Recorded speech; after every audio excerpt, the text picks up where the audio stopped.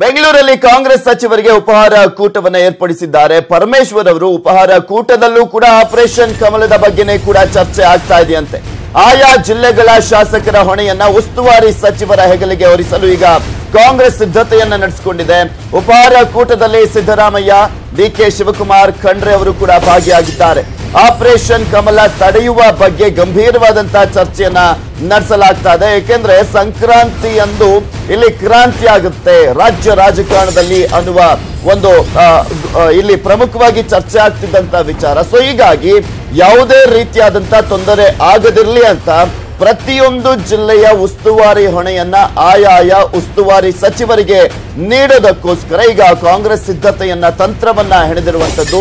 ಈ ಒಂದು ಉಪಹಾರ ಕೂಟದಲ್ಲಿ ಎಲ್ಲಾ ಸಚಿವರು ಕೂಡ ಭಾಗಿಯಾಗಲಿದ್ದಾರೆ. ಸೊ ಹೀಗಾಗಿ ಈ ಒಂದು ಸಂದರ್ಭದಲ್ಲಿ ಆಪರೇಷನ್ ಕಮಲ ತಡೆಯೋದು ಹೇಗೆ ಅನ್ನೋದ್ರ ಬಗ್ಗೆ ಅವರು ಸೂಚನೆಯನ್ನ ನೀಡ್ತಾ ಸಚಿವರಿಗೆ ಗೈಡ್ಲೈನ್ಸ್ ಅನ್ನ ನೀಡಲಿದ್ದಾರೆ. ಪರಮೇಶ್ವರ್ ಅವರು ಸೇರಿದಂತೆ ಮಾಜಿ ಸಿಎಂ ಆಗಿರುವಂತಹ ಸಿದ್ದರಾಮಯ್ಯ ಅವರು, ಜಲಸಂಪನ್ಮೂಲ ಸಚಿವರಾಗಿರುವಂತಹ ಡಿಕೆ ಶಿವಕುಮಾರ್ ಅವರು ಕೂಡ ಇರ್ತಾರೆ.